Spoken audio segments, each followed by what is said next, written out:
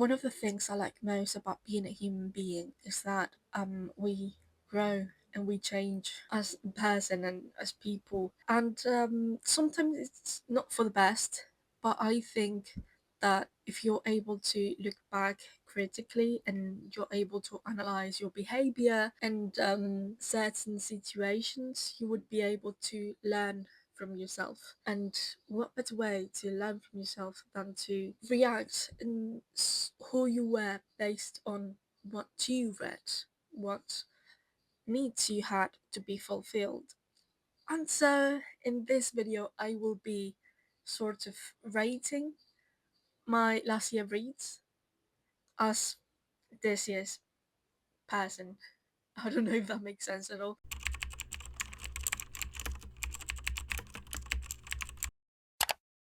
Hello, welcome to Midnights with Beth. My name is Beth, and welcome to this old corner of the internet.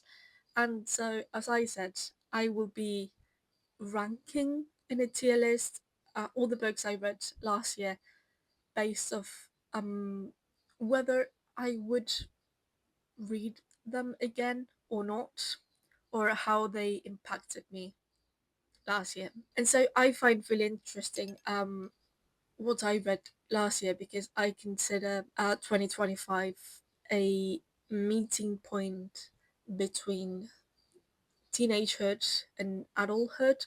So I read quite a lot of genres last year, and some books I think I wouldn't pick up right now, but I perhaps last year me thought this is best fucking book ever, and it's exactly what she was looking for. So I'm going to rate that. I'm going first to explain my rankings.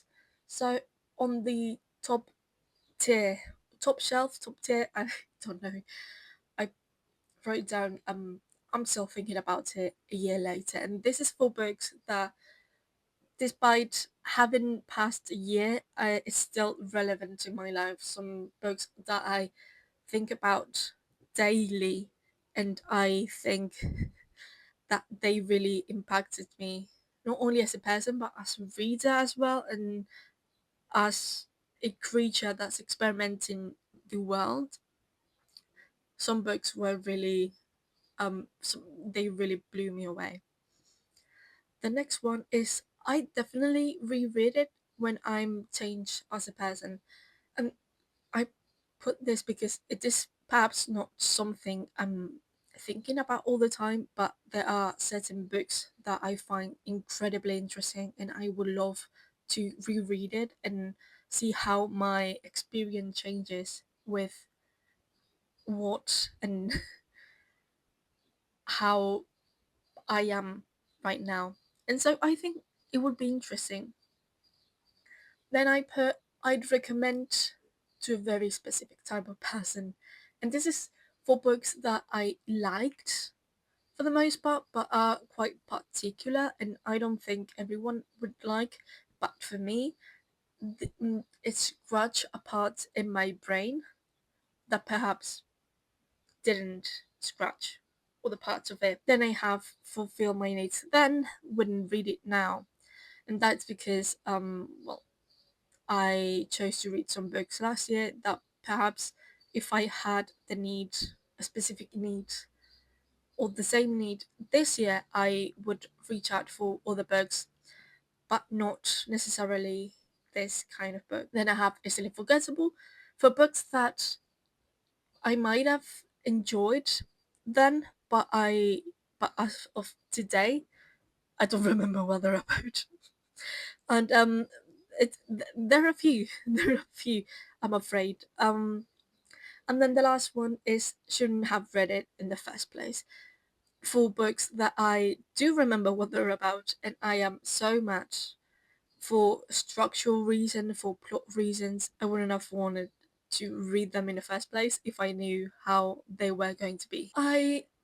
We start off strong because I the first book I read last year was legendary as of the Carable series that I read many years ago as an ebook, and I got gifted the trilogy in this cover, which I don't think they exist anymore, but I just really like them.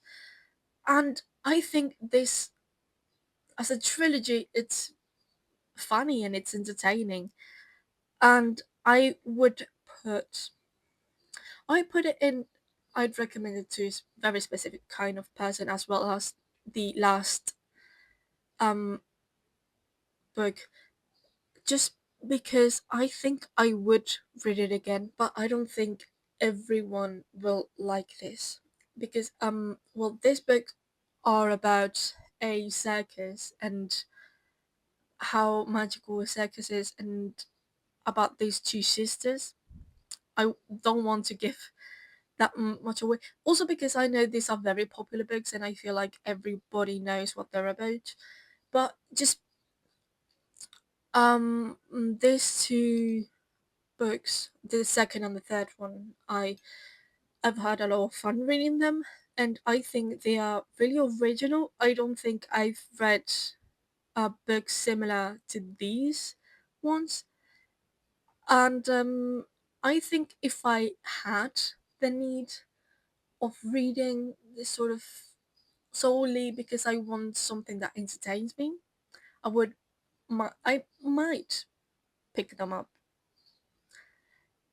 Who would I recommend this to? I would recommend this to people who like fantasy or romantic fantasy, that like that enjoy original settings, because as I said, this is a circus, so I don't think it's a very exploited theme or place, and I actually really like um books about circus. Actually, one of my favorite books are both of Erin Morgenstern's books, The Night Circus and The Starless Sea, and I think, well, those are more whimsy and um, its prose is more poetic. I would say that these are more accessible in terms of they are easier to read, but still, I would recommend it to someone, and the particular interest. If you are specifically looking for this, sure, read it. It's not going to disappoint you. The other book I read in January is The Vanishing Half by Britt Bennett. This was for my book club, and this is based in Nella Larsen. Nella Passing by Nella Larsen, I believe. And it's about two sisters, and how they look white despite not being white, and it's about them, how each of them faces the real world in an historical setting, when one of them takes advantage of being white while the other really um honors their identity, and it's portrayed as a and she presents herself as a black woman despite not looking black. I'm gonna put it. I'm between shouldn't have read it in the first place and it's unforgettable, just because I have with this book specifically, its structure is really weird, and I'm not going to tell you about the ending, but the ending is not. It's not about the plot, but structurally, the ending was horrible. I was so mad. It's like it was like finishing one chapter and realizing there's no proper conclusion to the story. I'm gonna say easily forgettable, because it's true that I had certain moments where I had fun with it, and it was really interesting, and I was interested in these two sisters, but the ending is it's like the author didn't want to write a proper conclusion or the next chapter, and so I'm just frustrated by that. Then I'm going on about I want quick things to read. I want things that entertain me, that make me happy and jolly, and something I want to kick my feet with. And so I read this little novella Cruel Winter with You, and I'm I love Halle Hazelwood. I think she is so incredible, despite um most of the books she read are basically the same kind of characters in different with subtle um plot changes. But I think she does that so well that I don't think she needs to change a thing. And if she feels comfortable writing that, I have not read them problematic summer romance and the Omega Verse books just because I'm not interested in that. I like STEM books, you know, the love of hypothesis and such. And Cruel Winter with You is a very short book. It's less than 100 pages, I think. And I read in one night. I had a lot of fun with it. So I would recommend this to a person that specifically likes romance in the sense of romantic situation. Also because she writes really well about inner conflict and about people who are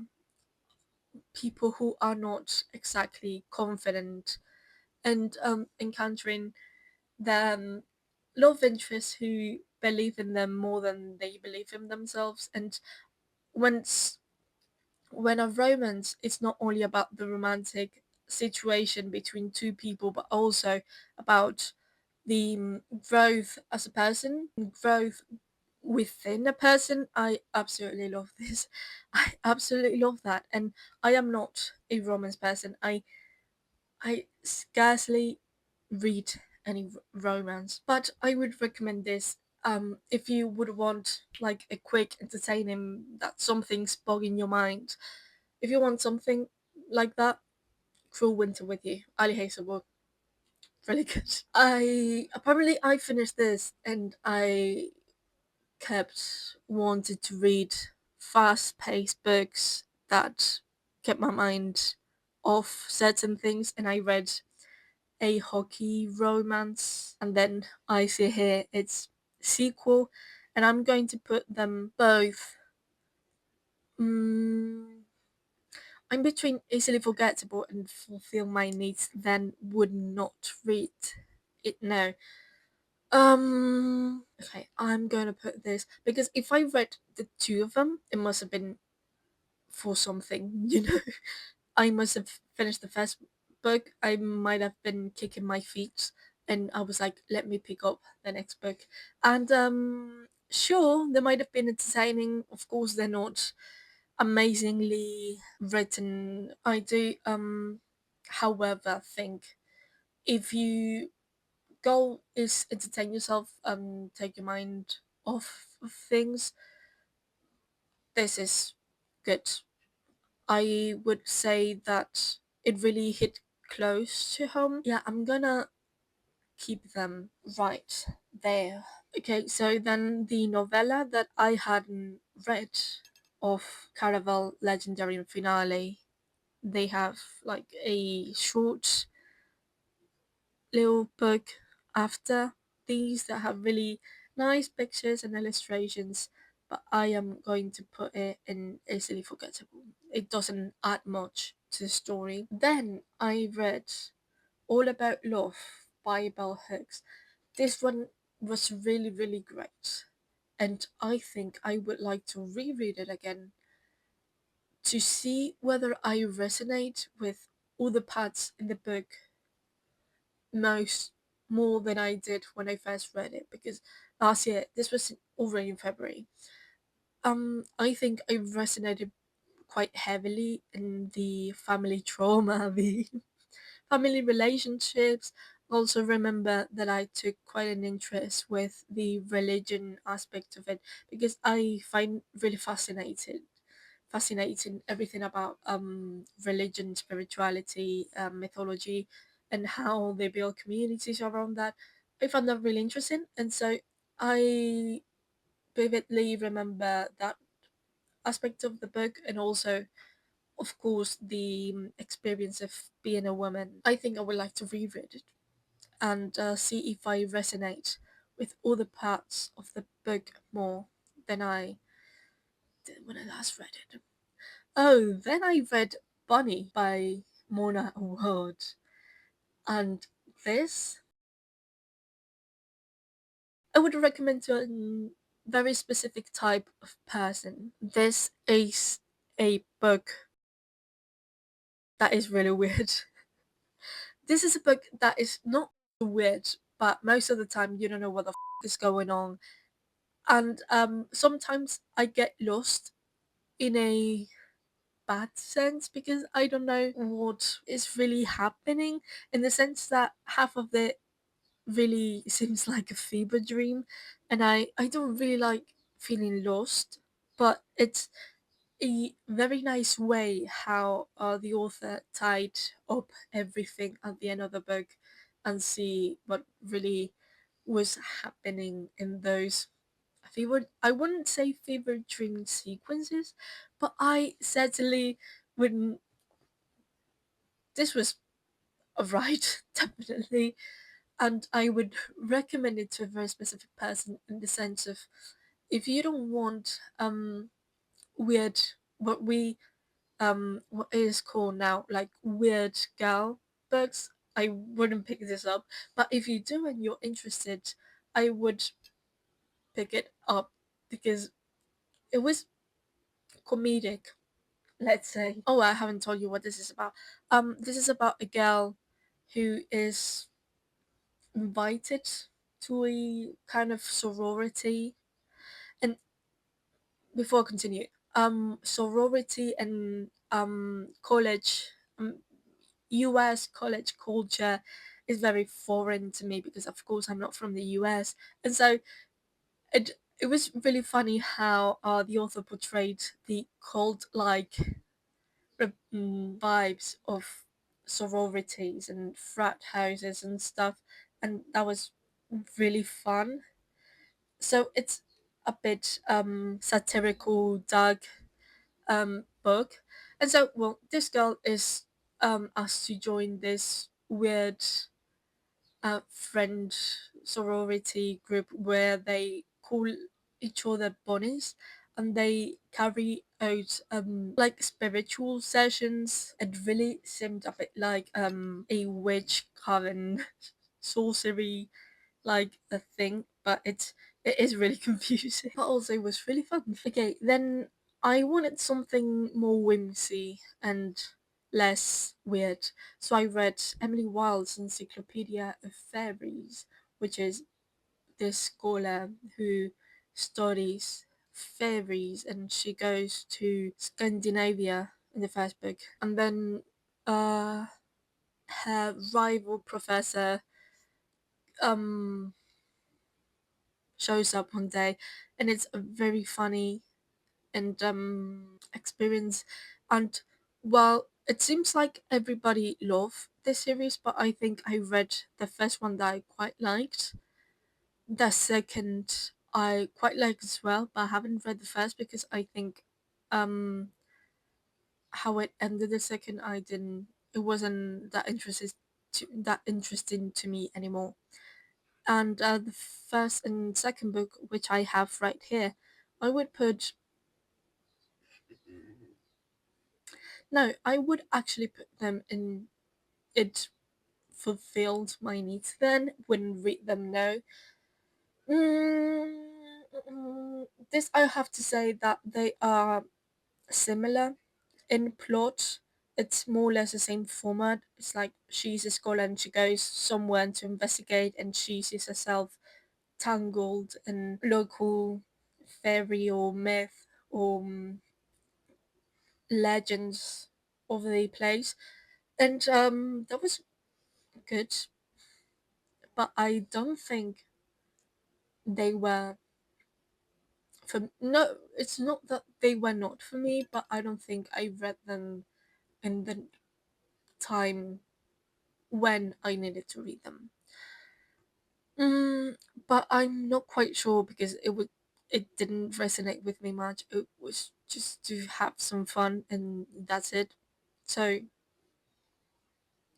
that's Ooh, after that, it seems that I read The Pilgrim Hawk, which I didn't know it was an NYRB book edition. Sure. Um, I read this in Spanish, and because an uncle of mine recommended it to me, because the previous year I read The Great Gatsby and absolutely loved it, and he told me then you should read this one, and he lent it to me. Now I have it right there, and I think this is absolutely there you go, absolutely incredible. This was absolutely fantastic. If you put The Great Gatsby and take out its themes and work it around so it all takes place in a day, plus other various themes that are not quite discussed in The Great Gatsby.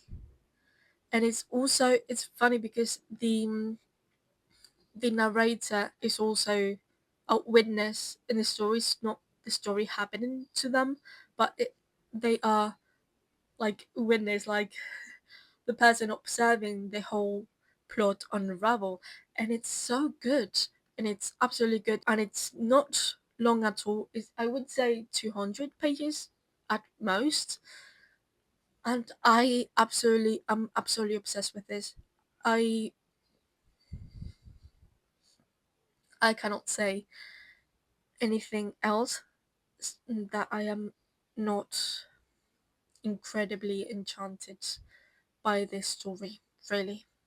And if you are a fan of The Great Gatsby, I would highly recommend reading The Pilgrim Hawk, which I didn't know it was an NYRB book. So yeah, I don't want to talk about the next book. How do we go from something so good to something so incredibly bad? A Fragile Enchantment by Alison. Is that Alison? Yeah, Alison Saft. I shouldn't have read this in the first place. This is a fanfic. I'm not even kidding.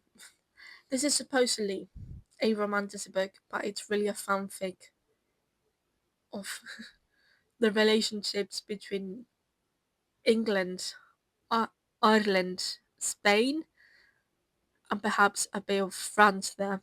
I'm not even kidding. I am not even kidding. It's about it's about this kingdom that oppresses this community of people, and the our main character, she's from this community of people that have been oppressed, and she has to go to England, I have to say, to tailor the English prince, a just clothes for his wedding, and also for the Spanish princess he's going to marry. And that's it. And then there's a plot of, I think, this sort of not quite a revolution, but people that are not quite comfortable with the actual regime, which is but it's basically that. It's basically a story that romanticizes either the Irish and English drama, and I don't know why the author puts Spain in the mix, which not it's not well done. It's it is terrible, and I wish I would have spared my soul and read something I would have liked. No, no. After that, I read The Nutcracker by Alexandre Dumas. I know it's not originally for Alexandre Dumas, but I found this little edition, this small, lovely golden edges, and it was quite wonderful. It's of course a adaptation from this German children's book that was a bit gory and such for the audience, and this is a proper children's book. And yeah, I would recommend this to a specific kind of person because I know children's book are not so popular as a society. I think we should read more children's books because I think the teachings and it's all very cute, and I am honestly a fan. Yes, and also this particular book because I did ballet as a child and I really like Tchaikovsky, the Nutcracker, and so yes, I would recommend this to someone who also loves ballet and wants to know the story behind the Nutcracker by Tchaikovsky. After that, I in March we read The Nine Women of Tehran, and I have recommended this before because I found that I find this really really well done. I think this is a beautiful story about female friendship, and I it really taught me about the Iranian regime because I think we are not, at least that is my in my personal experience, I haven't been taught about certain countries in the east, and I am really frustrated because of that. And now there's all sorts of news that involve the east, and I haven't a single idea about it. And so I think this would be a nice introduction for Iran specifically. But no, I think I'm going to back down one level. I think I would reread this absolutely when I'm more when some more changes have gone through me. After that, I read is what was actually the most anticipated book of all year, which is Sunrise on the Reaping by Suzanne Collins, which is a prequel to the Hunger Games, following Haymage's experience in the Hunger Games. And I'm going to put it in Still Thinking About Now. This one was absolutely incredible, and I loved how because Suzanne Collins really learned from her past experience writing books, and I can fairly see the literary and historical references in here. And well, perhaps it is because I read the original trilogy as a child, and I don't remember perhaps all the symbology and themes, but this was absolutely brilliant. And this I, after I read it, I was crying my eyes out by how affected I was despite knowing the ending. But yes, this was absolutely wonderful, and I cannot wait to see the adaptation in cinemas this year. I I can't believe I'm saying that out loud. Later this year, we have Sunrise on the Reaping, but in movie format. Are we aware as a society how that's going to affect us? Because I was crying that, and I was merely imagining the scenarios in my head. What about real people playing that out? We are gonna be so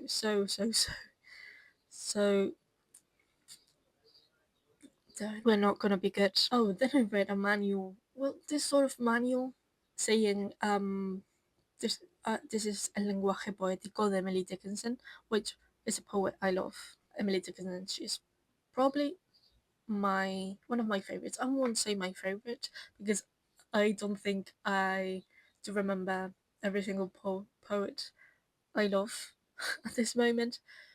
But I read this sort of manual.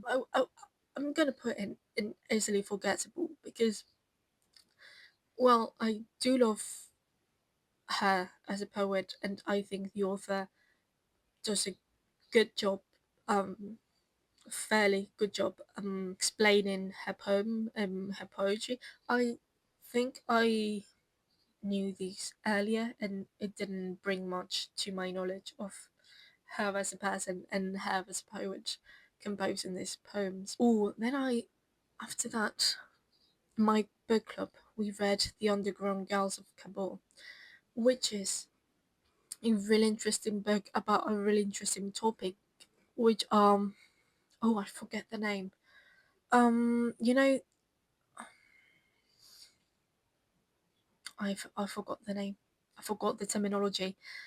So there's this phenomenon in Afghanistan where small girls dressed up as boys to help around the house, to do chores outside the house, to go to the markets and stuff. But when they get their period, they have to switch back into being girls because all that well all that puts into work. But the problem I have with this book is that it brings the testimony of so many people experiencing this in so many ways, but there were so many people that I got lost, and perhaps I was more interested in ones than others. But I think altogether it's just that for a it's not a short book. It's a 400 page or 300-page book, but I think it compacts it so much um, that it leaves stuff out or not well described. I'm going to put it an easily forgettable, but I would love to know more definitely about this social behavior of putting into a box the binary construct and how people should behave uh, due to them sex and all. Yeah. Then I read Fearless. What? This is the last book of the Powerless trilogy, and no, no, no, and I don't want to talk about it. This was the dumbest book.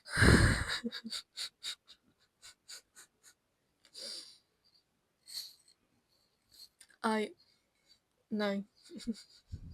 This was the first book all over again, but also like the writing is horrible. The dialogues are off, and I read the first two books and I fairly liked them. I don't think I would pick them now, but this third book was terrible, terrible, terrible.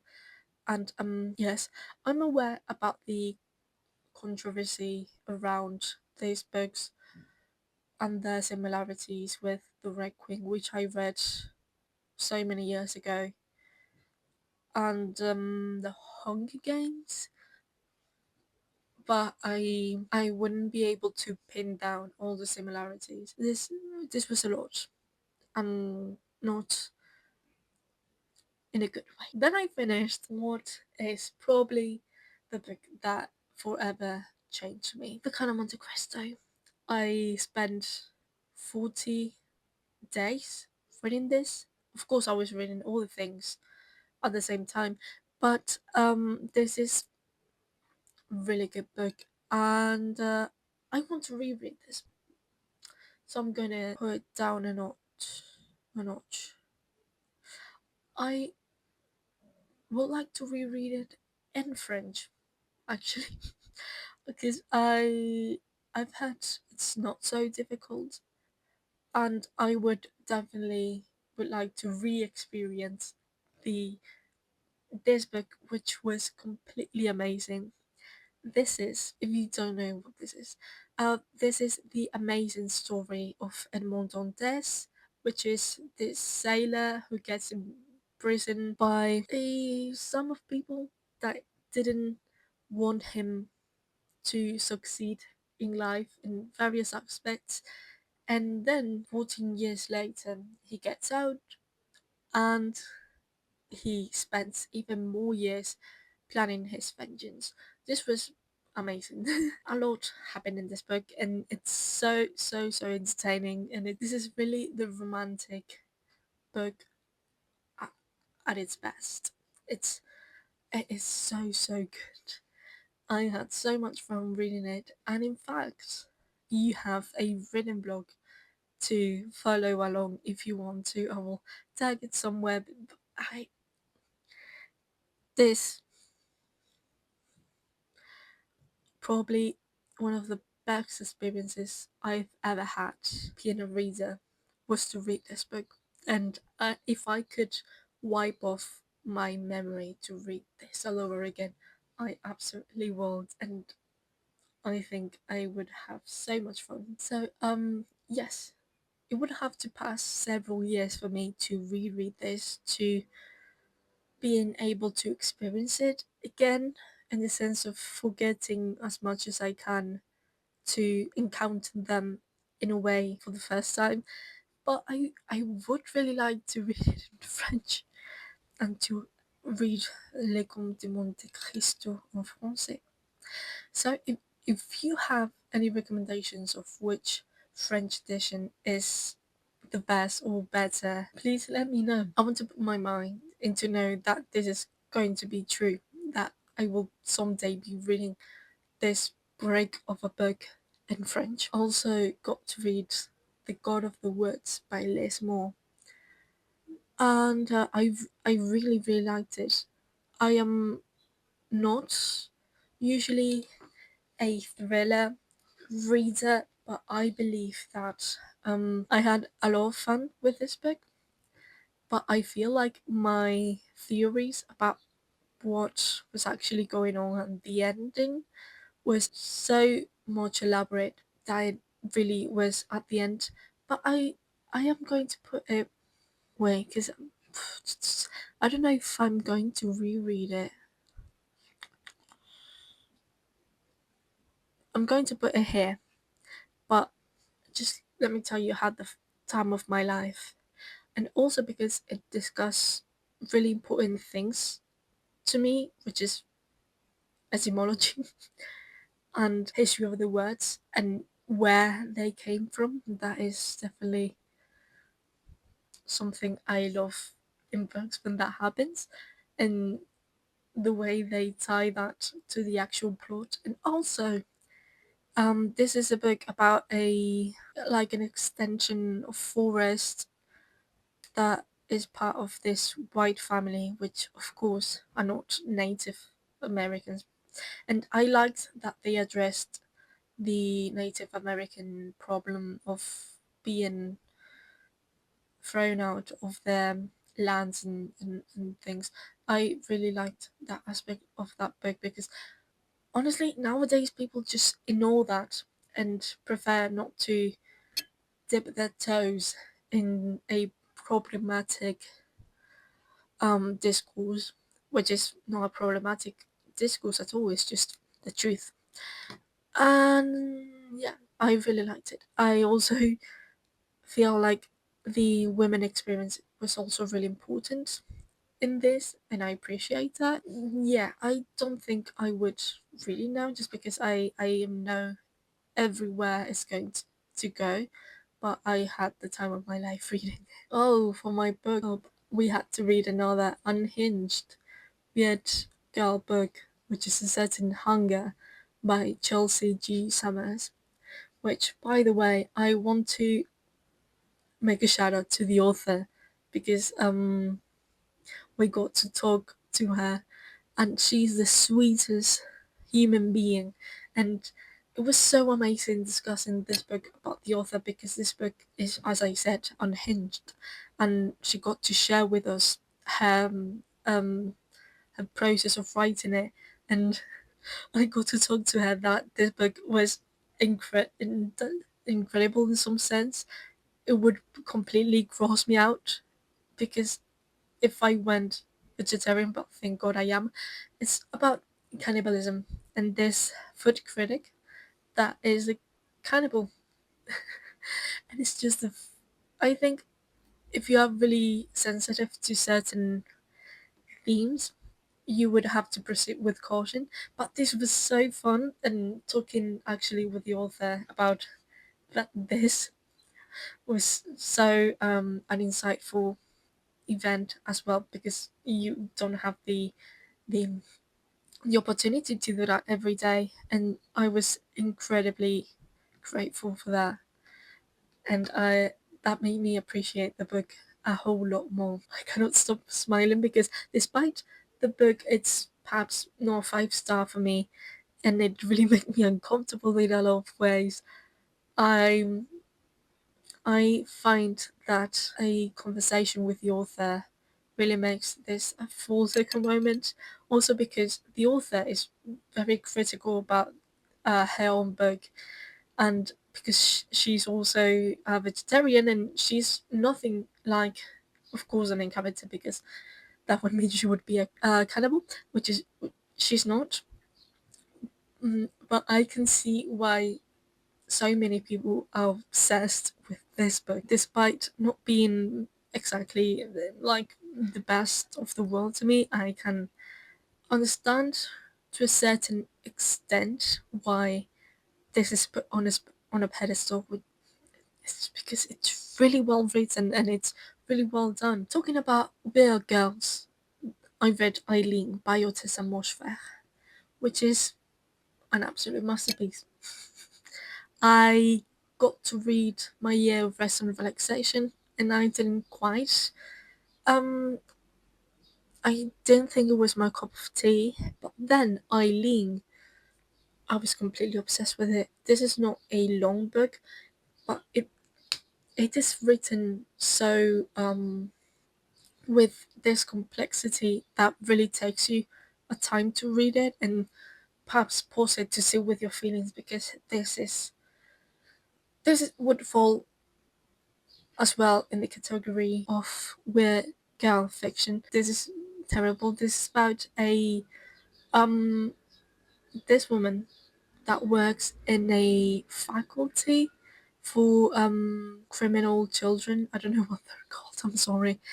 And then this day comes a new addition to the staff, and it's absolutely crazy how Eileen's, which is the main character, develops this obsession with this new person, this woman, this beautiful woman, and it's a bit crazy. I have to warn you that Eileen would be the equivalent of an incel, but in a woman, but in a woman.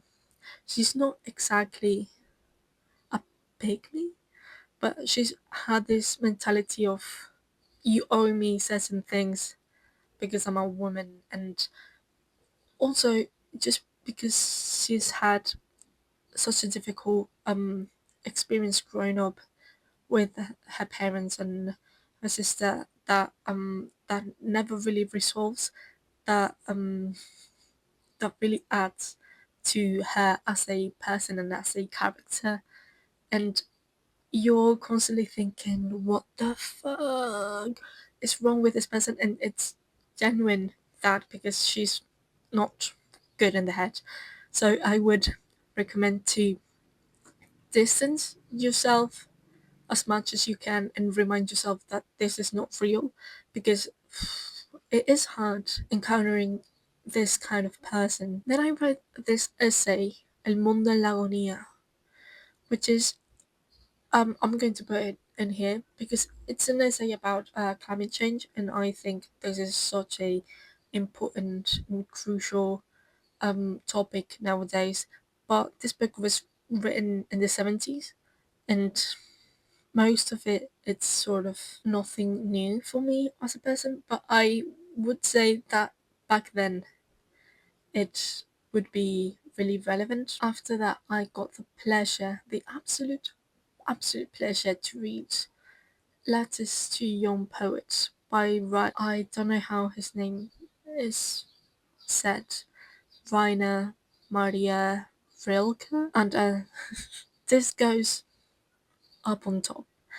This is a series of letters written by Rainer Maria Rilke and this young boy that went to his same military academy and asked Rilke, because he's already a poet, hey, I would love to be a poet, but I don't know how to begin, I don't know how to properly write. And he asked him if he could give out recommendations, and I swear, this was such a turning point for me. He says such things that really, really, really, really impacted me in a way. I'm going to put an example. I've been going to therapy for a long time now, and I remember being told over and over again that writing down my feelings would be helpful, and I don't deny that it would probably be,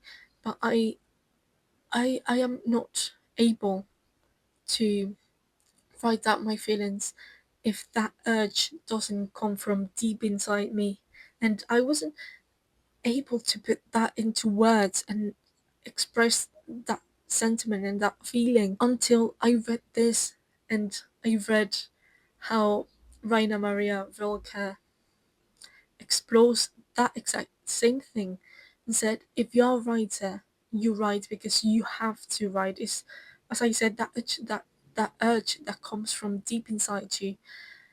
And I was in such disbelief that how could this person that I have never met from so many years ago from another country that I am experience the same things that I do. And I think this is magic of this book. This is not a book about poets. This is about book about the human experience, and that is simply universal.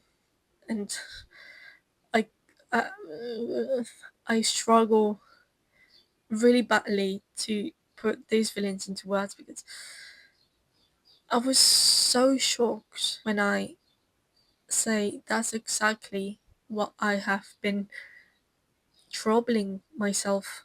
And now that I have put that into my mind, that it's okay, you don't have to write every single day or when you're mad or when you're sad, you just have to write when that need arises. It was really helpful for me, and I am really grateful. That was really helpful for me when I read it, and it's still really helpful for me now because now I take that into account. There's something, it's, there's nothing wrong with me that I struggle to put things into words. It's just, it's not the moment.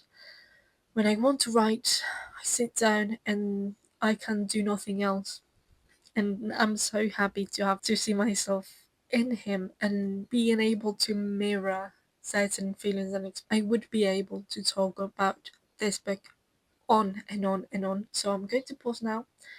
If you are a human being, I really, really, really urge you to read this because I think this is one of the best things ever written. It's not, and it's not even a book. It was not meant to be a book. It's correspondence between two men talking about the beauty of things, of nature, and the human being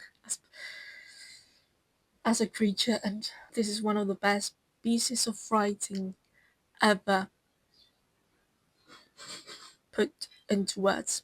We are, by the way, halfway through June, and the next book I read is James Joyce's Portrait of an Artist as a Young Man, and I would really clearly put this without a doubt, and I definitely reread it when I'm changed as a person because I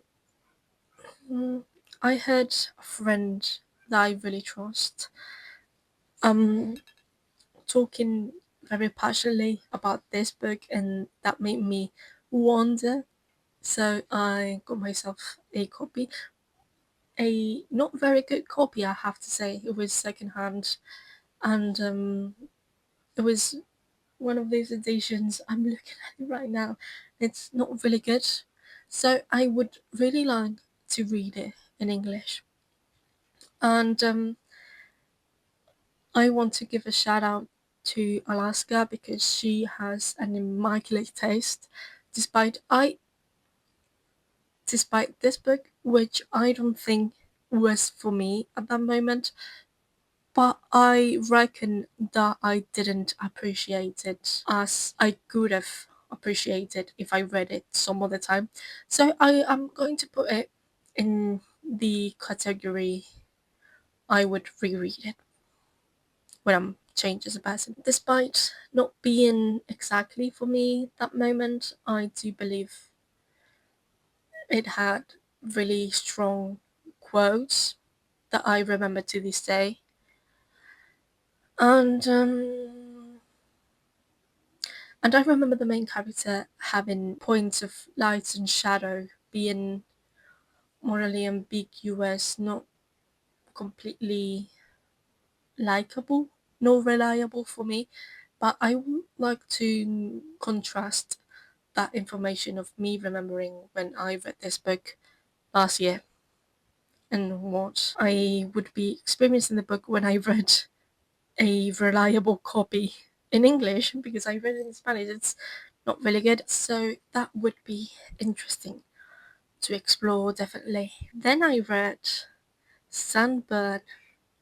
This is this is my first LGBTQ. Well, if you count the Underground Girls of Kabul, which had characters that fell into the community. But I cannot believe this is my first LGBTQ book of the year. Anyway, Sunburn by Chloe Michelle Howard. This is going to fall between. Because I'm still thinking about this book, given that it was so wonderfully written, and I definitely reread it when I'm doing as a person. Wait, this is actually really hard.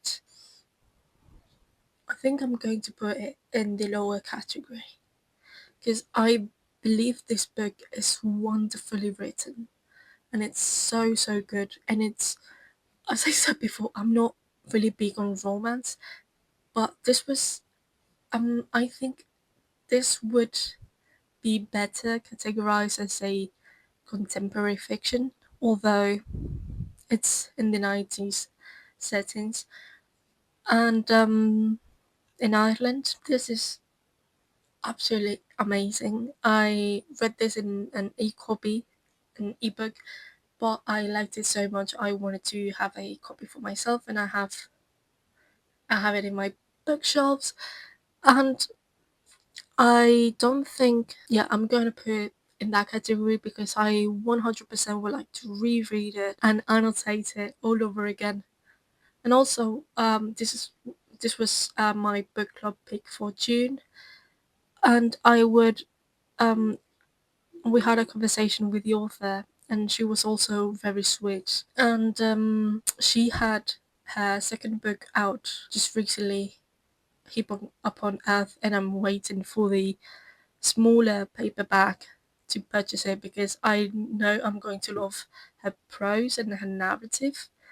And this was really good, despite the characters not being perhaps very likable. They had so much conflict within them that made them really transparent to the audience, and they had really insightful and inner monologues that really resonated with me, not only as a queer person but as a human being. That I just really thought this was really well done, and it has beautiful writing and prose. So if you are into literary fiction with a speck of romance, this is going to be for you because it's so well done. Then, because I still wanted more lesbian romance, I read Atmosphere by Taylor Jenkins Reid, and this is the latest Taylor Jenkins Reid book, and it falls into the historical fiction of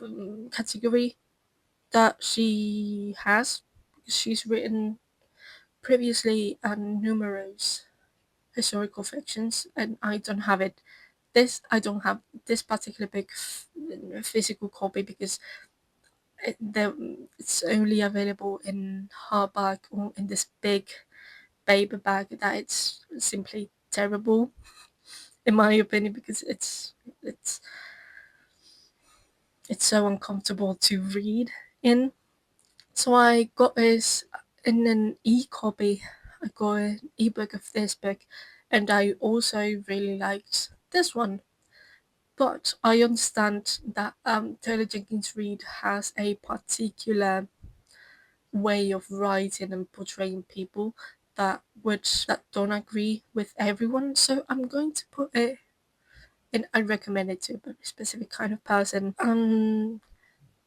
Some something about Taylor Jenkins Reid is I'm very surprised how well she writes lesbian characters or people that women that like women so well, despite her being, as far as I'm aware, a heterosexual woman, which is really interesting. So yes, then I read probably one of the most amazing books I could have read, which is The Immortal Life of Henrietta Lacks. I'm going to put this right on top. This is a non-fiction book that tells a story about this woman, Henrietta Lacks, and how this hospital used her cells without her consent for curing, for using them to create vaccinations and medication while she was rotting in bed dying of cancer, and how today, because of this woman, we are able to surpass certain ailments and illnesses. I think I could have paired this book with Everything is Tuberculosis by John Green, which I haven't read just yet, but I thought this book was incredible.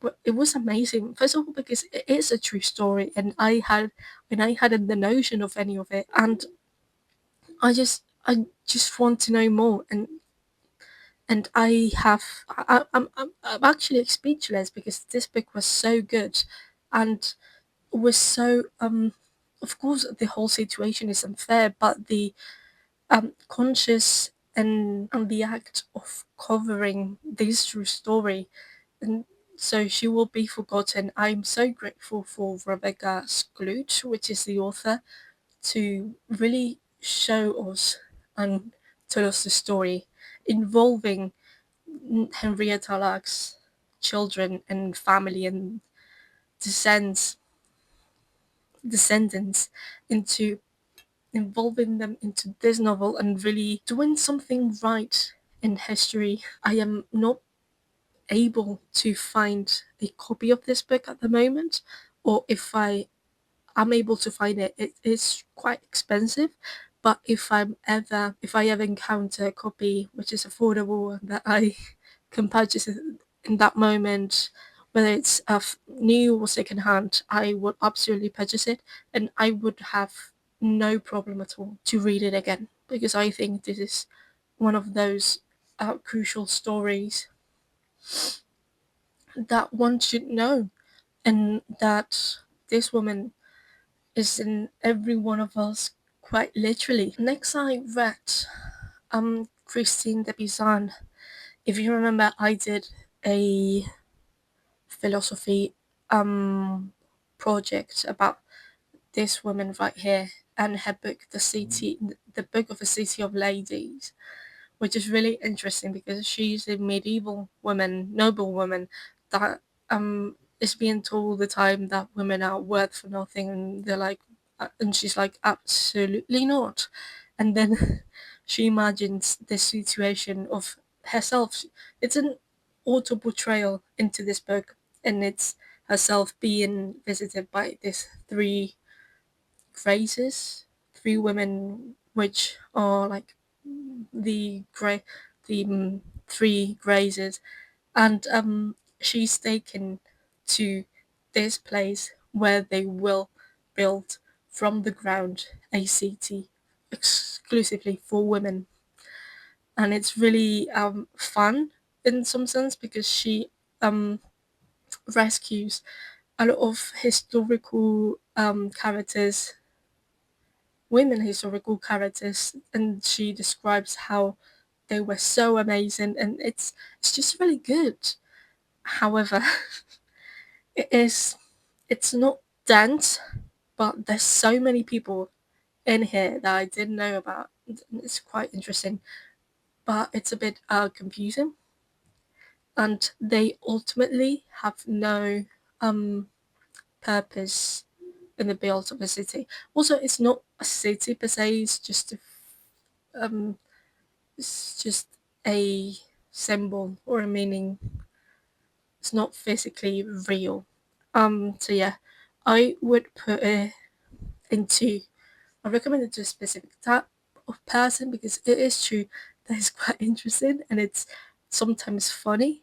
But if you don't like the historical aspect of books and you're not as smitten by curiosity and sort of thing when you want to enlarge as much as possible your knowledge in some in certain situations, I don't think you would enjoy this thing. I think if you don't like history or you're not so curiosity driven, I think this could be quite tedious to read. But if you do, this might be the perfect book for you. Then I read The End of Eternity by Isaac Asimov. Hear me out. If this man hadn't been half of the time not explaining like the how this sci-fi world worked and how everything came to be, saying, oh, this is so difficult, I couldn't possibly describe it, it would have been enjoyable. It's not, this is not a bad book, it's just that the author didn't even try. It's lacking of world building, and even just it had plot points that was really good, and the plot twists and certain aspects of this novel, they were, I was so eager, but then half of the book he's not even trying to set up a proper world building of how this setting works. This is about time travel. So we follow this main character whose name I cannot remember right now, and we are in, I don't remember which century. Let's say a million and 12th century, which I highly doubt because at the pace we're going with the planet and stuff, I think we that won't be possible. And so it's basically how they are in charge of letting things in the past happen for other things to happen as well. So it's basically a the guardians of a domino chain, which they sometimes push. So the whole set falls down, but they are not half of the time so interest. I I'm just mad at Asimov for treating the reader as an idiot just because he's so lazy he cannot build up a world and make sense into it. You know? So I'm just putting shouldn't have read it in the first place, despite some plot points and plot twists and people and well the characters. I'm gonna be neutral about them because some were good and some were just awful. Um, but I'm staying with him. I'm just keeping it that way. Then I read The Ministry of Time by Kalyan Bradley. And this is also a time travel story. I don't know what happened to me then, but I had a physical copy of this book that I got myself in London when I went the previous year, and I hadn't read up until then. I think I was so frustrated for the ends of eternity that I was like, give me something worthy of my time. And so I picked up this book, and it was worthy of my time. I think this would be better considered a contemporary fiction with little subplot, sci-fi subplot, if you know what I mean. And I'm going to put it in fulfill my needs. Then, when read it now, just because I wasn't crazy about it, it didn't change my life in the slightest. And to be honest, I kind of forgot about what is fully about. Let me try to remember to give you some sort of insight.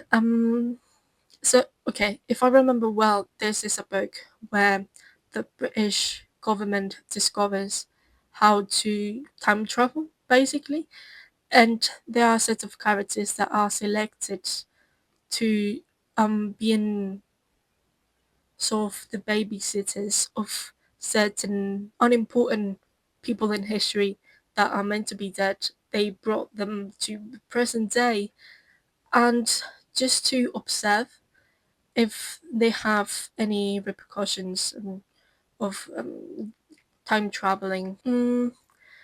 I think this is just more moral than a any other time travel book I've read. Also, the main character and the person she's assigned to surveil, the interactions are simply very funny because this is a Victorian age man, and the what is a phone or social interactions and going out to the streets, and it's funny and actually I did quite like it.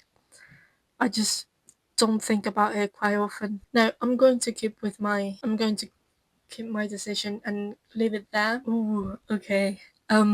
Next I read one of my favorite books of last year, 5 stars, which is Pachinko by Min Jin Lee, which is also a book that I got from my uncle who gave me the Pilgrim Hog, which I have to trust more than my uncle because he's really good with books. Pachinko is a book about the Japanese influence in Korea. I'm saying influence to not say imperialism.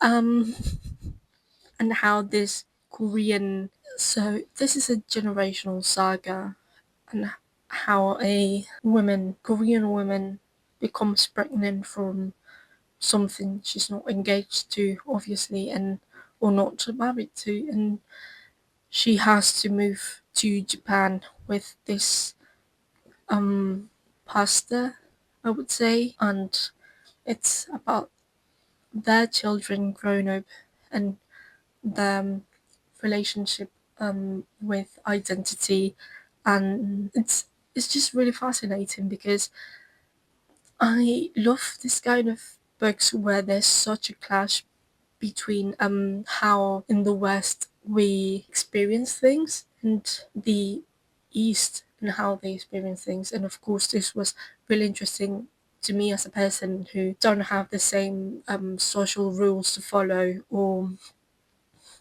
who is living in another time because this is also historical. This is set in the 60s. I think it starts in the 60s and ends in the early 2000s, if I'm not mistaken.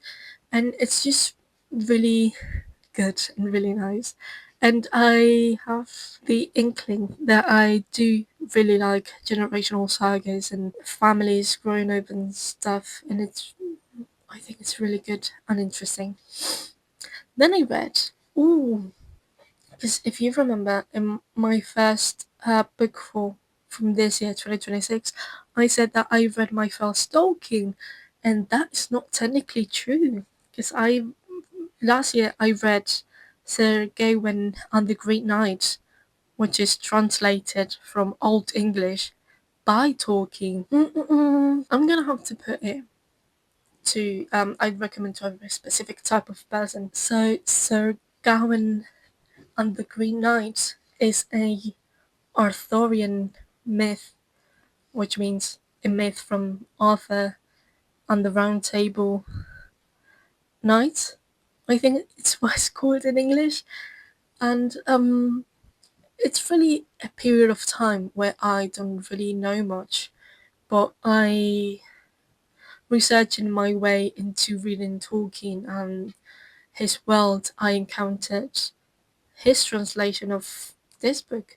And it's really interesting because it really caught my attention in the sense of being something that I have never heard about, but something that sounded right up my alley, and that is this book, which is about Arthur's nephew. That's what Arthur the King's nephew. That is told this sort of prophecy. That let me start over. It's New Year's Eve, and this green knight, you know, green skin, a bit of nature stung. It kind of seems like a tree person walks into the room and asks for someone to kill him, but in a year. But if they don't kill him in a year, the Green Knight must attempt to kill the person that's trying to kill him. And so, of course, this is a magic creature and cannot die that easily. And so Gawain, which is Arthur's nephew, tries to behead him, and he fails, obviously. So 1 year passes, and a, he has to make a trip to this green creature's castle. But first, he encounters another manor, and he stays there for a while, and he's given a token of protection. And when he goes there, the Green Knight cannot kill him because of this token of protection. This is a story about no being noble and be true to your promises. And I would think it would interest the kind of people that like epics, but also poetry and historical, the way that people from so many years ago saw the world and the expectations of people from so long ago. So then I read more sci-fi, 2001: A Space Odyssey, and unlike The End of Eternity and The Ministry of Time, I am going to put this on. I definitely reread it when I'm changed as a person. To be fully honest, I don't quite remember what this is about, but I do remember that this was incredibly interesting, that I couldn't pull myself apart from the book, that it really sucked me in. There that it had some discourse about morality, and perhaps a they had after a few pages a claustrophobic setting in a spaceship where a robot, it's not so nice, but we don't know. And yeah, I would really like to reread the first book because I cannot remember much. But second of all, because I know I didn't enjoy as much as I could have. I think the novel is by, yeah, it says here, author C. Clarke, Arthur C. Clarke, and it was made in collaboration with Stanley Kubrick, who directed, obviously, the film. So this is not a book before the film kind of situation. It's a bit of both at the same time, if I'm not mistaken. And I haven't watched the film yet, so it would be quite. I do remember something now. I do remember at the beginning with the megalite. Actually, that would be so interesting. Um, do you know the very iconic film introduction of this, which is dun dun dun dun? Well, I'm sorry. I have been recording for a very long time, and I think I'm losing my wits. And um, so that thing is this movie actually, and the book I found really interesting. This is because it was really anthropology driven, the psychology of like prehistoric, pre people from long ago. How about that? And it was, I think I was really bummed that at some point that was no longer, and we go from that setting of so many eras before the human being as we know today, but we are not there anymore, and we are in this sort of futuristic setting. But I found the prehistoric, let's say, prehistoric setting really fun and interesting. Then we have House Moving Castle. Despite this being the inspiration from the Ghibli film, which is one of my favorites of all time, and possibly my favorite from Ghibli. This is incredibly different. This is nothing like the Ghibli film. I'm gonna put it there, um, just because it wasn't at all what I expected. And if you are watching the Ghibli movie for the first time and expect the book to be more or less the same, it is not. It is also charming and it's also cute and nice, but it is not the same, and that really put me off, I think. Although, as an individual piece of media, it's not bad. And as I said before, I think that as a society we should read more children's book. That we do. This is cute and charming, but I think I prefer the film way more. And I don't have to excuse myself for my decisions. I should learn that. Oh gosh. Then we have Hurricane Season by Fernanda Melchor. I'm gonna put it. This is a really gross book about Mexican small town society, and it kept me up. Oh, it kept me up at night. I was so grossed out, but I think it could be appreciated to someone with a thicker skin than I have, because it is a really good commentary to society up to certain extent. But I don't. I no. It was not my cup of tea. However, if you, as I said, have a thicker skin than I do and want to see a commentary of small towns and Mexican society, well, not only Mexican, but I think this is quite universal. And it's also a story a bit touched by spirituality, and there's a witch, which is really important. There is also the figure, the witch, which is really important for the commentary itself. But ultimately, this was not for me, but I don't think it's bad. But then, a Shirley Jackson, I guess I was in the mood for horror, and The Haunting of Hill House, which I liked significantly less. That We Have Always Lived in the Castle, but I would want to reread it again when I'm a bit different as a person. This book is about this haunted house and people that are asked to live in there and how they slowly go crazy. They, I don't think I want to say much more because I think it's better to go in as oblivious as possible. I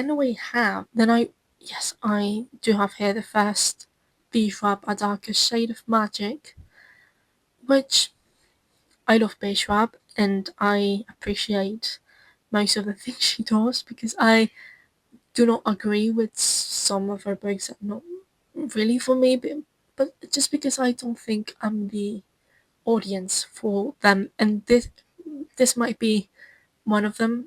I I think I would have loved these books if I read them when I was an early teenager or young teenager. I think I would have loved this series if I read them when I read Percy Jackson as a kid. And because everything is really convenient.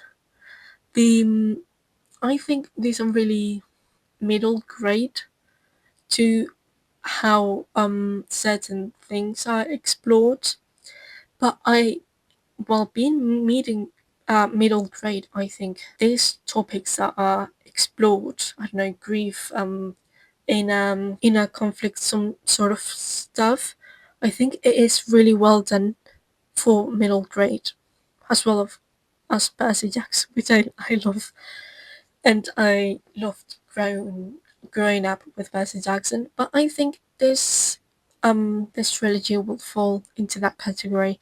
Also, I know she has released like a fourth book in this same universe, but I think I am going to give it space for a second to not read it so soon because I don't think I have my mind so fresh that I would want to continue the series. Oh, then I have Women Talking, which is one of the favorite books I read last year, and I am still thinking about it a year later.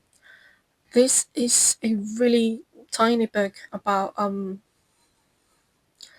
I always forget what it is called.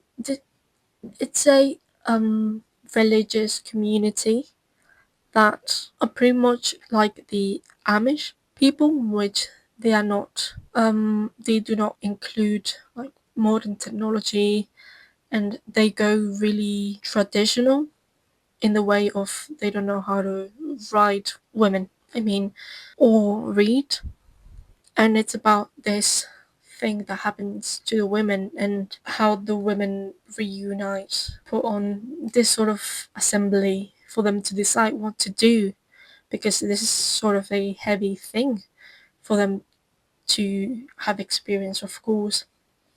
And this is actually based on a true story, which I didn't know before purchasing the book. And this was really good because it posed some really important questions and it explored the entirety, I think, of the spectrum of the possibilities they could do.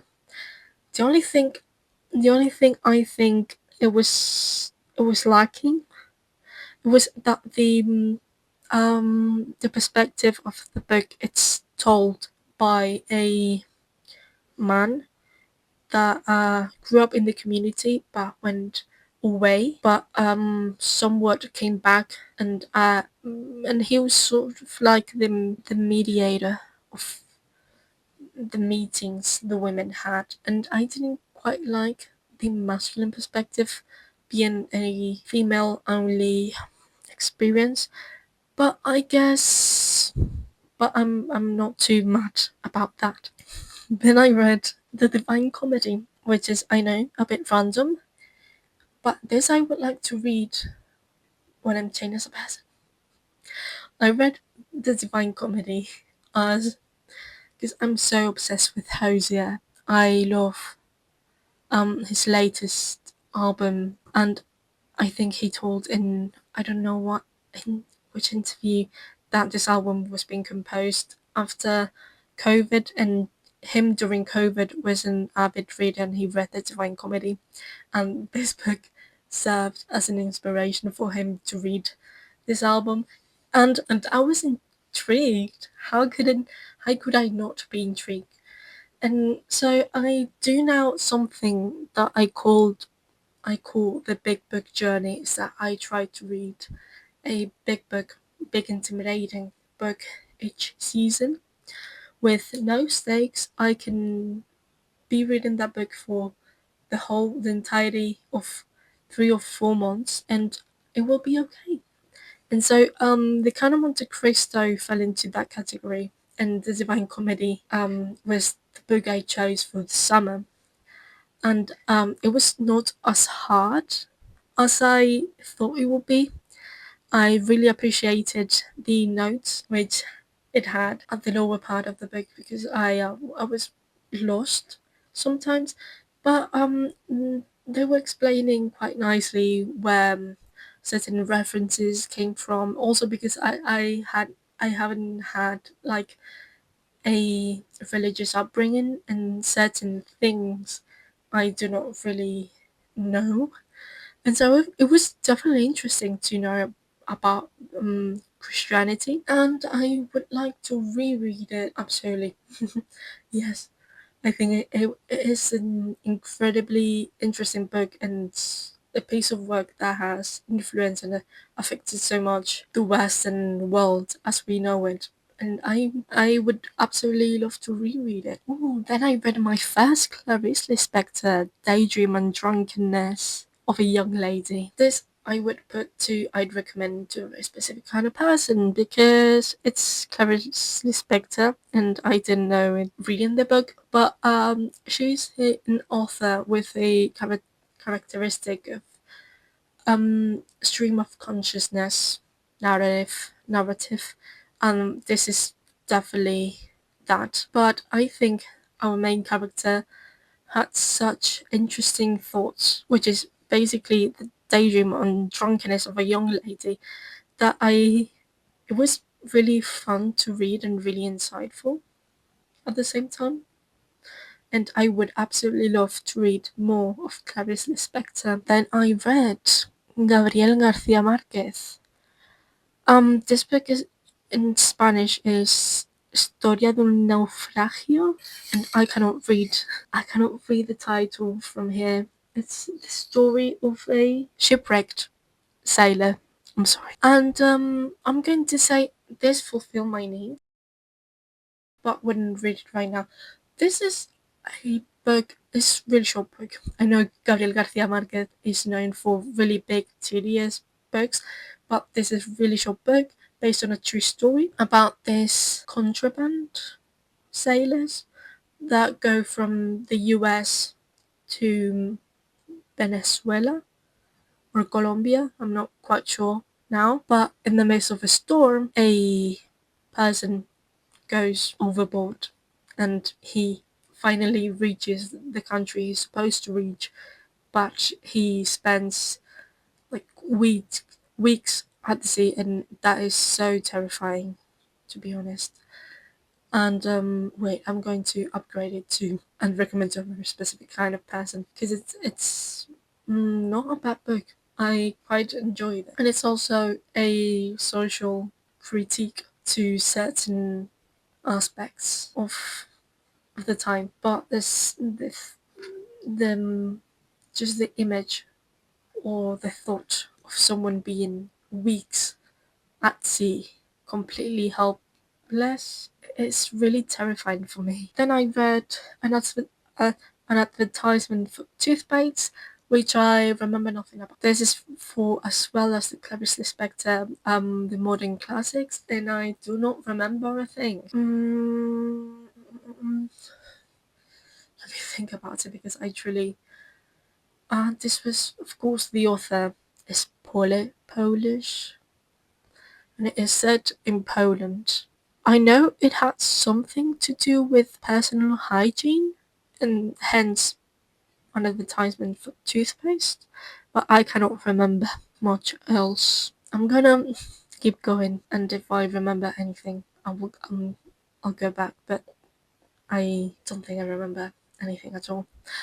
Oh, then I read Millie Bronte's Wuthering Heights in another unreliable edition in Spanish from 60 years ago.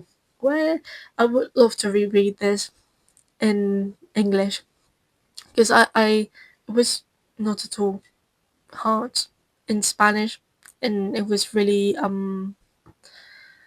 I use this word all the time, mamarrateo, which is things are constantly happening and it's really dramatic and that, and uh, it's obviously much more horror than it is a romance, as for people tend to believe, but it's really mamarracho.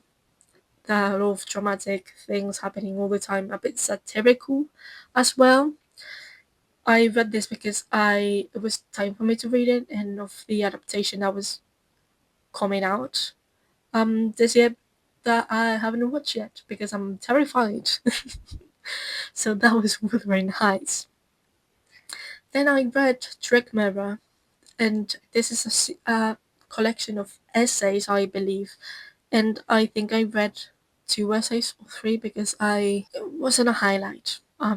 if I'm being honest, it was not. This was for the book club, and I I didn't choose this. I have to say as an excuse, but I think I read two essays, and that's it. Also because I think that this book is really millennial focused, and it's really centered around foreign things that as a Spanish person from my generation haven't experienced, and it was weird to some. So it's not just me. I remember in the club, girls from various ages telling that they didn't feel connected either. So I guess I'm not the only one to see it that way. Ooh, after that, I read Create Dangerously by Albert Camus, which is a book that I really, really adore.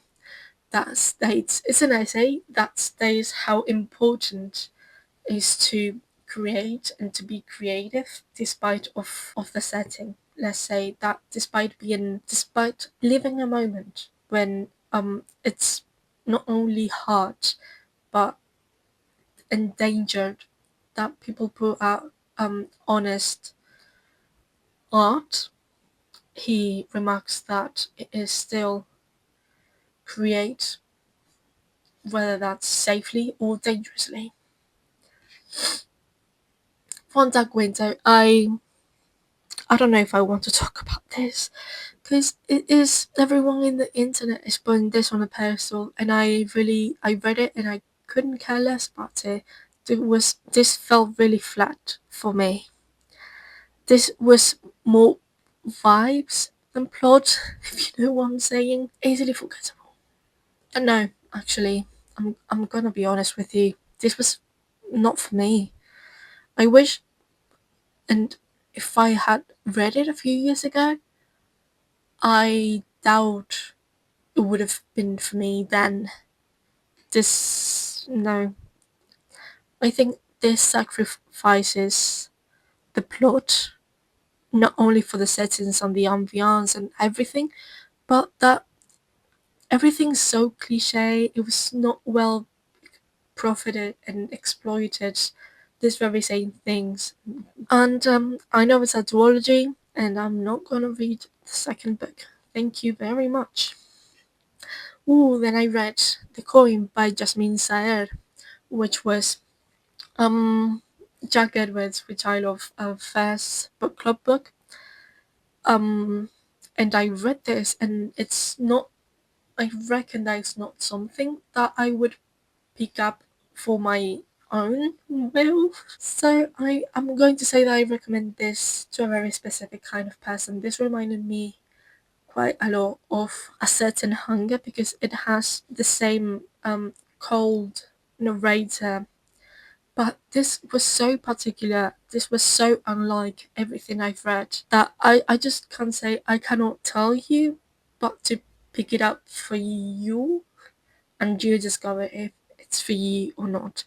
I It was definitely interesting how the author explores the identity of the narrator, which is a Palestinian woman that had emigrated to New York, and also the narrator's relationship with filth and dirt.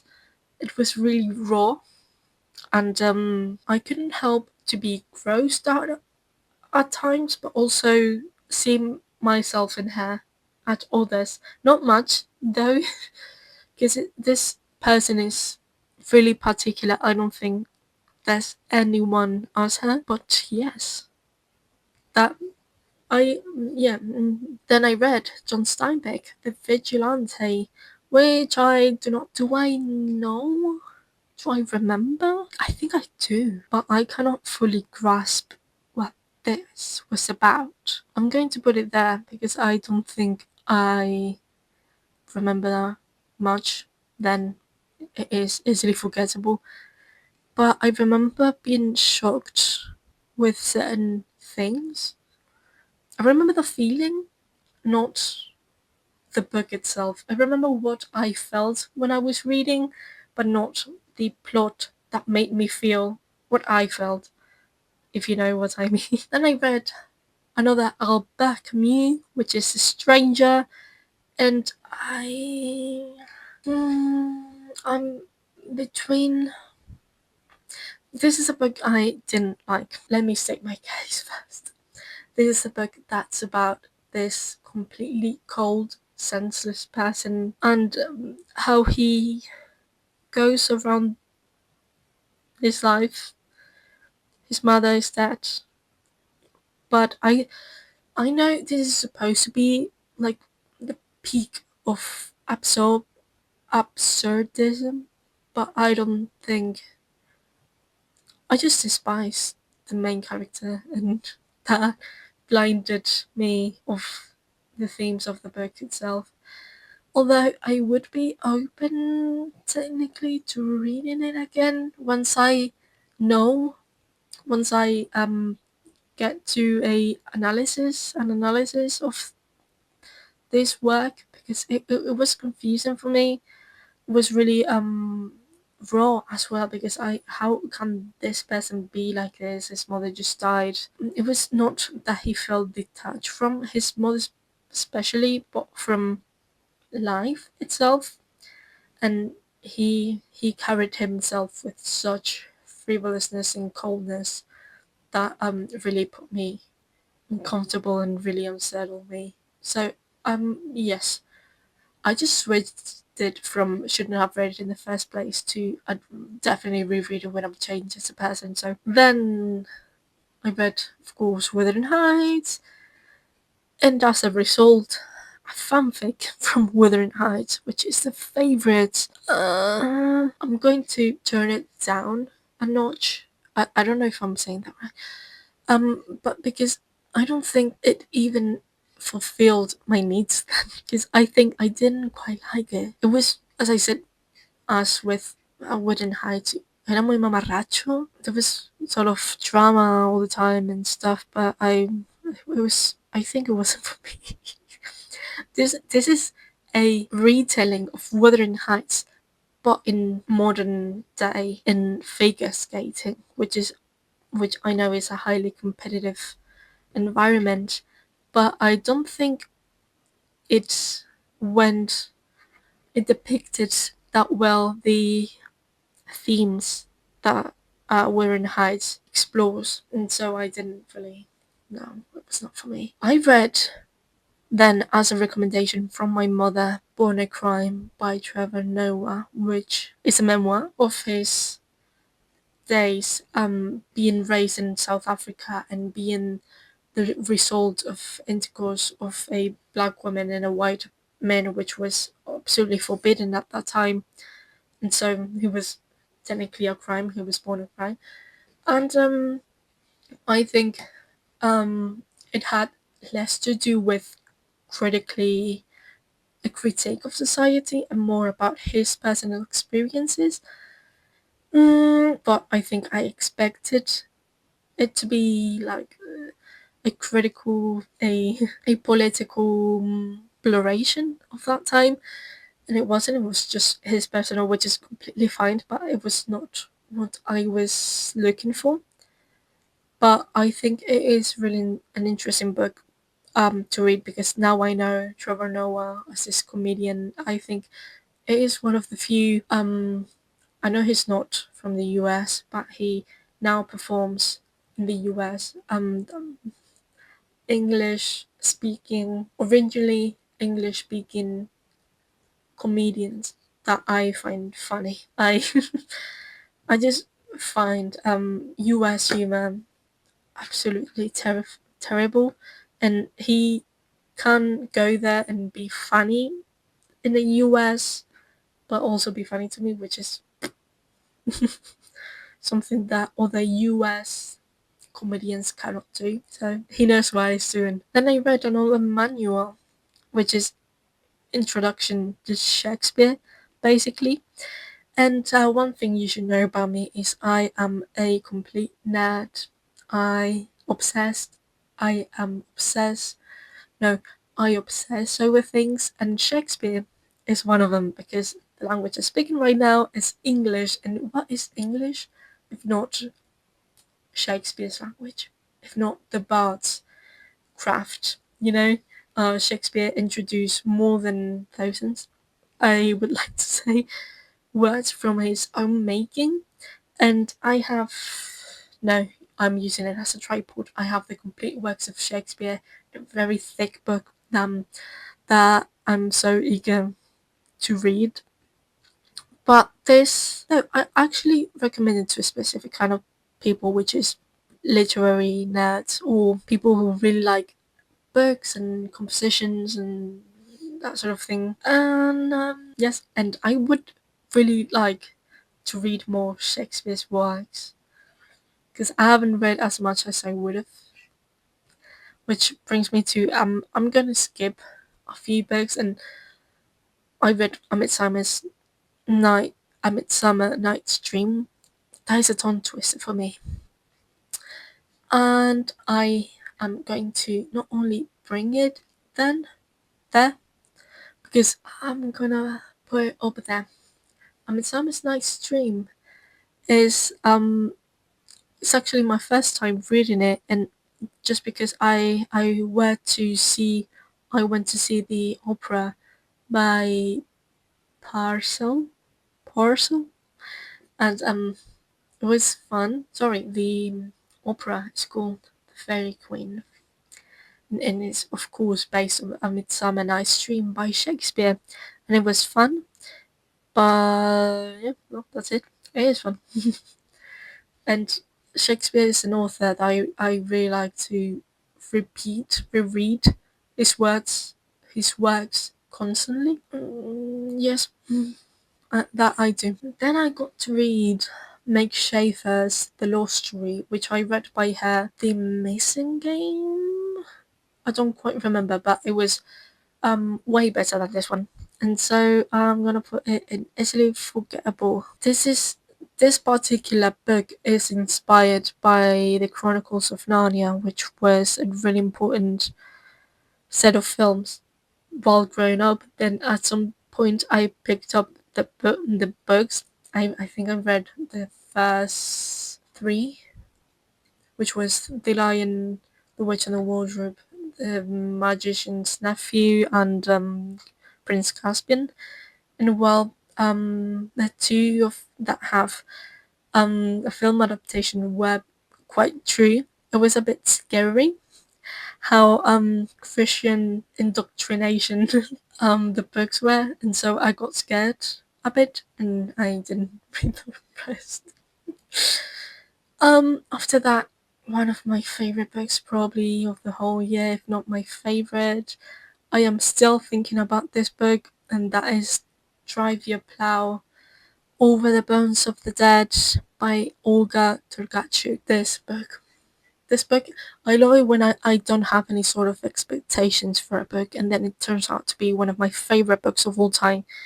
Because that would be this book, and I experienced it in such way because I'm vegetarian. I think this is in a remote village in Poland. This older woman, which is refreshing, having main characters that are not 25.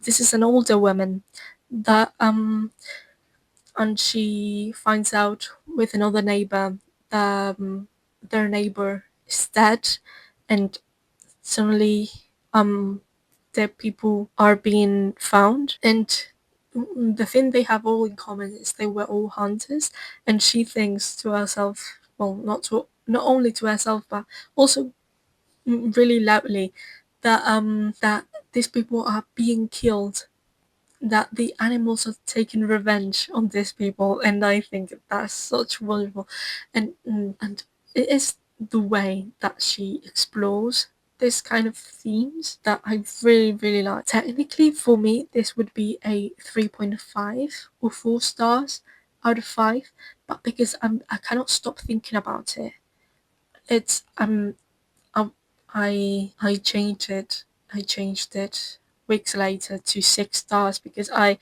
couldn't stop myself from going back to this book and think about it over and over again.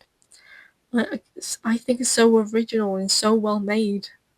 This was really good. Then another book that was really, really good, as I see it, which was La Regenta, which was my autumn book, big intimidating book, which I think I have also. Wait, I cannot reach it to the top. There you go. Which explore the themes of infidelity, and late 19th century society, and the church as well. And this is so well done. This was Spanish, which I don't tend to go for Spanish books because I don't see myself recognized.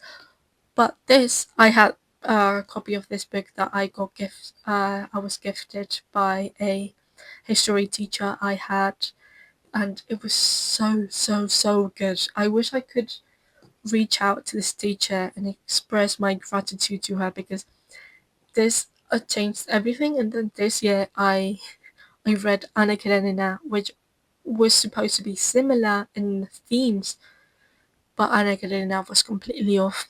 I didn't like that at all.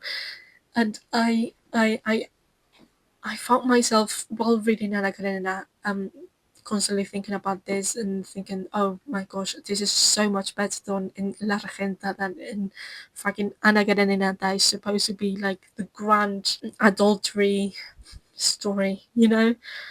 But this was so good, and I'm still thinking about, okay, so both of these books, actually all of this, I could reread it. They are incredibly good. Also, if you're interested, La Regenta, which is the regent's wife, it is in English as well, I think, translated for you. And I have never, I haven't found anyone who has read, I mean, in my age range, because I've seen teachers of mine say, oh, that's a wonderful book. And I was like, thank you. But I would like to read, no, not like to read, I would like to discuss this with peers, or I don't know, people my age, or younger people that have read this. So please read it. Talk to me. Oh, then I got to read The Tower of Pooh, which is a book that I found secondhand, but I recognize this because I followed this the book Leo, and I love her content so much, and she recommended The Tower of Pooh as a book she has on her nightstand and goes um time and time again. And this was so fun. This is Taoism, the philosoph- philosophical current, explained with Winnie the Pooh characters. And this is so fun. And I would love, I'm still thinking about it. I'm still thinking about how Benjamin Huff, which is the author, could explain like philosophical currents, which are really this sort of things, which are really difficult to explain. And he willingly makes it accessible to anyone who will listen. And me, I would listen. And so this was really good. And I'm really grateful to have read it. Then I had to read for class El Árbol de la Ciencia, which is also 19th century, later 19th century Spanish. And it's actually a reread I had to do for class. And I absolutely hate this book because I absolutely hate the main character. I know the main character is supposed to represent how Spain was feeling in the late 1900s with what we call the 98 disaster and losing the colonies. I don't fucking care. I am so pissed off with this book, and I'm so pissed off because this book is not very long, but it's really intimidating, and this is a compulsory read we have to do. But there is so many other books that are really good to put instead of this one, which is terrible. I hate it.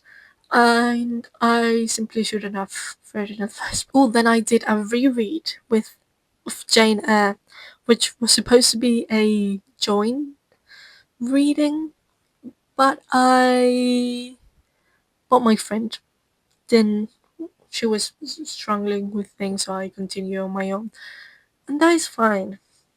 But I'm really frustrated with Jane Eyre because half of the book is about this orphan who is really independent, who is willing to make her own money, and she gets married and have children. So it's very conventional. And then plus her love interest is absolutely terrible. I hate him so much.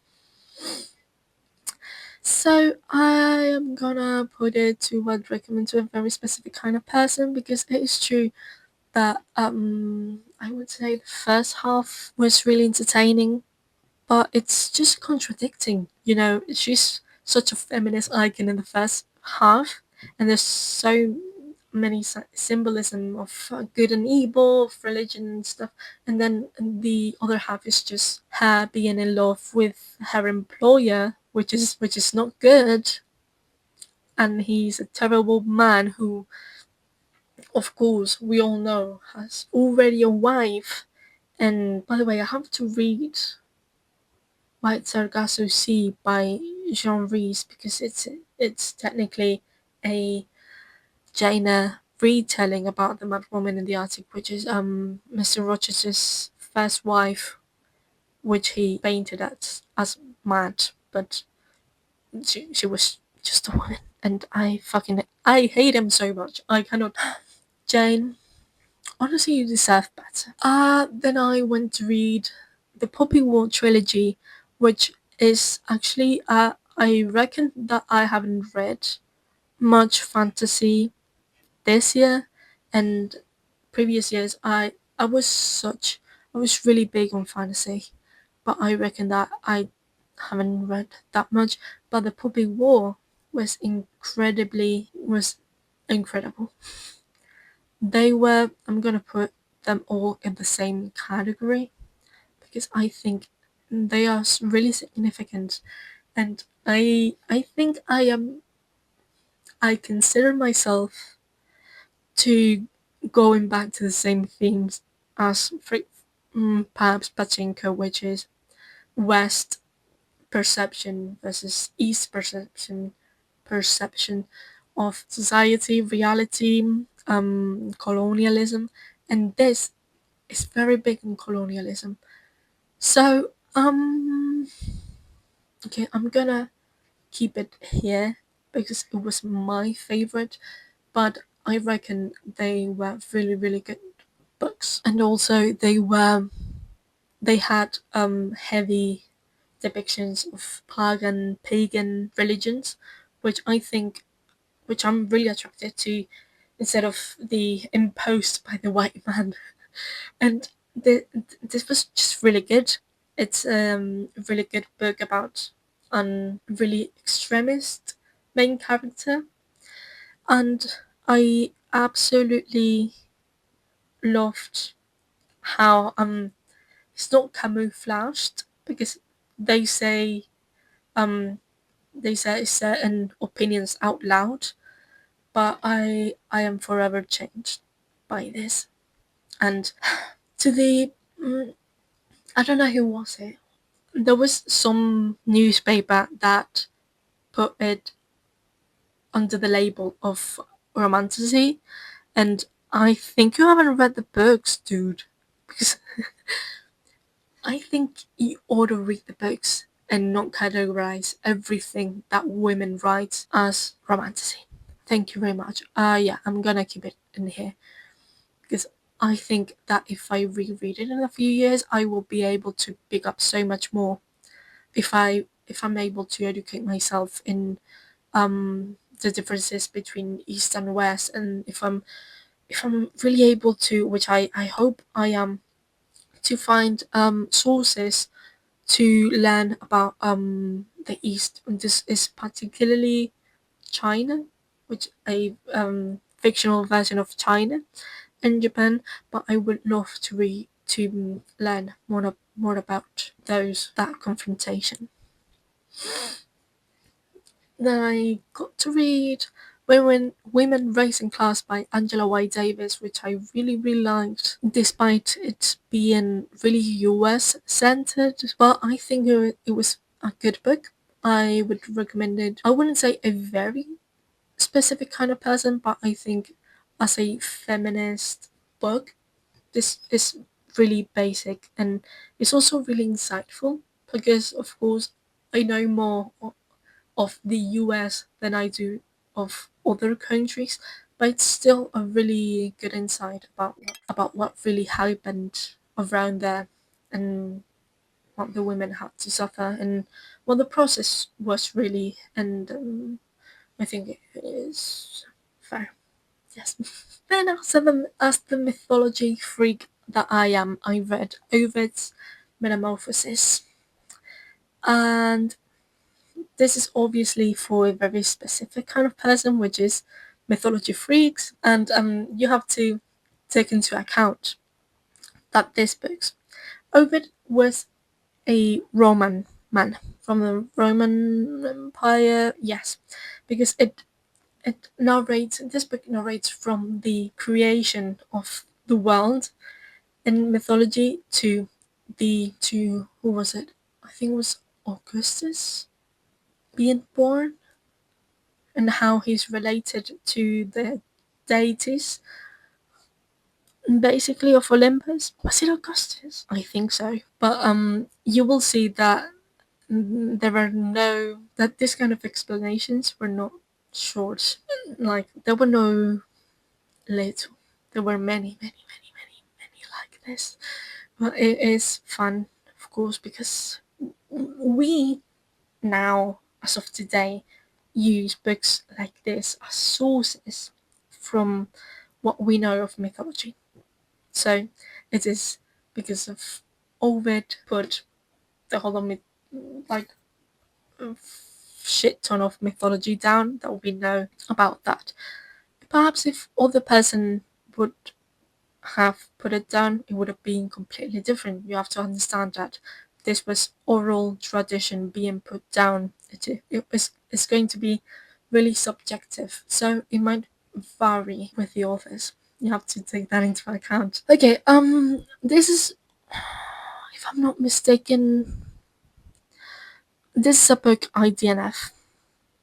This is the Time Traveler's Wife, which I began to read in English and said this is really easy, but I wasn't completely sucked in by it, so I started reading it in French, Le Temps ne rien, which is if I'm not liking a book, despite finding it easy or not. If I'm not liking a book, why the hell do I want to read it in French, which makes it really more complicated? So that this comes from because I watched a few years ago the adaptation they had made with Theo James and Rose Leslie, which is incredible. I'm so mad that they cancelled that because it was really good. And if I may say so myself, it was better than the book. The book is not that good, to be honest. And if I'm not liking the book, why would I read it in French? Anyway, then I have Frankenstein, which is one of my favorite books as well of last year, and I am going to put it. Okay, I'm torn between. I'm still thinking about it because it is true, but I definitely reread it when I'm trained as a person, which is also true because I have read this version, which is the 1818 version, and I know that Mary Shelley published it again in the 1830s, and it's a bit different. So I would love to compare the two of them, and I would love to dedicate several days or afternoons. I don't care to having the two books and comparing them page from page to page.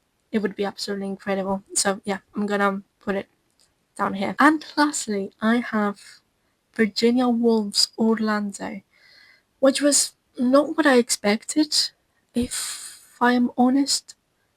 So I'm gonna put it there. This was more experimental that I would have liked, and also as a feminist, book. This was not so.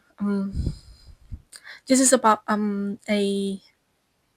man from the Elizabethan era of time that turns into a woman, and it's just goes about her life now seamlessly without any sort of trouble, and she is now also immortal. We do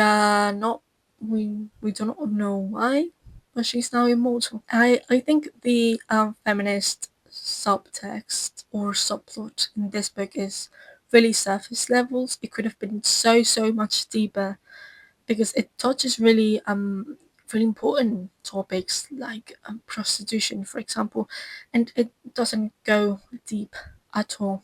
And I'm kind of mad, to be honest. That would be all. This would be my 2025 reads ranked as 2026 Beth, which is why I decided to title it. Is smart, isn't it? I would love to know about your reads, about last year, this year, whatever. Please tell me more about them, and if you coincide with me in some books. Surely, after being more than 3 hours capturing my voice, the mic decided to run out of battery. So thank you so much for being here, and I appreciate you so much. I would love to know what was your 2025 reads and if you coincide with what I feel about mine.